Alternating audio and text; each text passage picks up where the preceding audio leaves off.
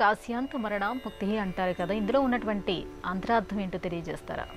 భవు భవానీ భక్త భావ సంభవ వైరి భవరోగ భంజనున్ పాలనయను భోగి ప్రదుని భోగి భోగి రాజ విభూషు భూనభోది వ్యాప్తు భువన వంజు భాగీరథి మౌళి భగవిద్విపాటుని భూషితాంగుని భస్మభూతి విభుని భామినీ సువిలాసార్థు వామభాగు భక్తితోడ భజింపరో భవ్యమతులు భావనా భాజులకతడు ఫలములసగు భాగ్య సౌభాగ్య వైభవ ప్రాభవములు భాగ్య సౌభాగ్య వైభవ ప్రాభవములు అంటాడు శ్రీనాథుడు కాశీఖండంలో.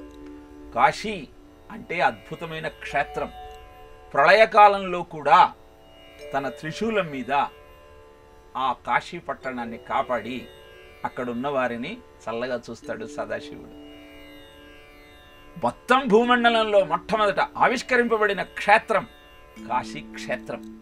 అందుకే కాశ్యాంతు మరణాన్ ముక్తి అంటే అర్థము, కాశీలో కనుక నీవు నీ దేహాన్ని త్యాగం చేసి అక్కడ నీ అంతిమ సమయాన్ని గడపగలిగితే ప్రాణం వదిలేస్తున్న ప్రతి జీవుడి యొక్క చెవిలో శివుడు వచ్చి పంచాక్షరి మంత్రాన్ని చెప్పి తనలో ఐక్యం చేసుకుంటాడు.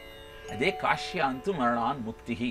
అందుకే వానప్రస్థానికి వచ్చినటువంటి గృహస్థులంతా కూడా తమ అవసాన దశ అంతా ఆ పరమేశ్వరుడి యొక్క సాన్నిధ్యంలో కొనసాగాలన్నటువంటి ఆలోచనతో కాశీకి వెళ్ళి అక్కడ నిత్యము విశ్వేశ్వరుణ్ణి దర్శించుకుంటూ గంగా స్నానం చేస్తూ జీవితాన్ని పునీతం చేసుకోవాలన్న ఆలోచనతో అక్కడ ఉంటారు. కానీ విచిత్రం ఏమిటి అంటే, ఆయన ఎవరైతే కరుణించాలనుకుంటారో వాళ్ళు అవసాన దశలో అక్కడ ఉంటారు.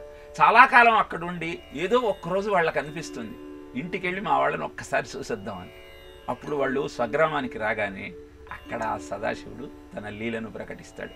కనుక కాశీలో నిరంతరము గంగా స్నానం చేస్తూ కాలభైరవుడి ద్వారా సంరక్షింపబడుతున్నటువంటి అద్భుతమైన ఆ క్షేత్రంలో విశ్వేశ్వరుణ్ణి ఆరాధించగలిగితే జీవితం ధన్యమవుతుందని కాశ్యాంతు మరణాన్ముక్తి అన్నటువంటి ఆర్యోక్తికి అంతరార్థం.